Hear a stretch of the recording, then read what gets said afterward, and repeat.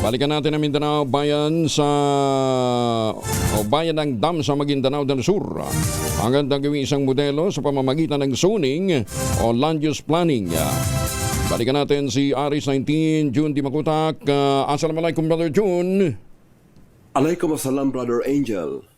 Kapansin-pansin dito ang pag-usbong na isang munisipyo sa Maguindanao del Sur na abot-tanaw lang mula sa National Highway sa bayan ng Talayan, ang bayan ng Dam o Dato Angal Migtimbang Town na opisyal na na-create noong November 22, 2006 ay formal na humiwalay mula sa Mother Talayan sa bisa ng Muslim Mindanao Autonomy Act No. 207. Also referred to under Regional Legislative Acts through MMA Act No. 206 na may 7 barangays na sakop.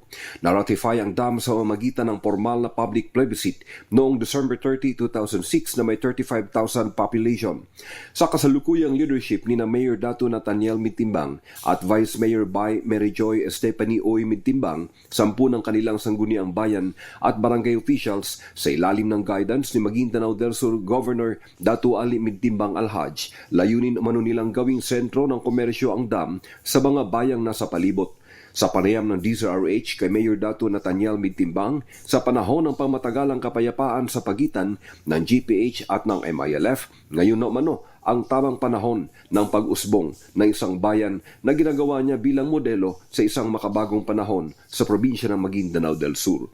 Sa pamamagitan ng urban planning method, hindi umano makakasagabal sa trapiko ng National Highway ang anumang kaganapan sa bayan ng Dam dahil sa epektibong zoning o land use planning.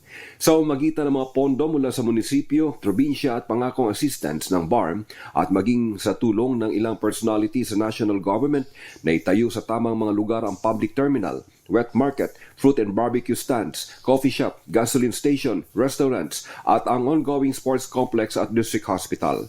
Nakahanda na rin ang itatayong housing project sa nabiling lupain at ang paglalagay ng ATM machines habang may mga potential investors na rin umano ang nais na mamumuhunan. Nariyan din ang Mango Grove Farm Resort na may more than 300 matured mango trees na nagpapalamig sa lugar na may kompletong amenities para sa mga workshops, conventions at bilang isang tourist spot. Ang bayan ng Dam na isa sa mga apektado na mga nagdaang mga kaguluhan at mga karahasan ay umuusbo ngayon bilang isang mapayapa at maunlad na pamayanan na sumasabay sa modernong hamon ng tagumpay na nakaangkla sa aspetong makadiyos, makatao at makakalikasang paninilbihan. Mula sa Central Mindanao, RH19, June Di Makutak, DZRH, una sa Pilipinas, una sa Pilipino. Shukran, June. Maraming salamat.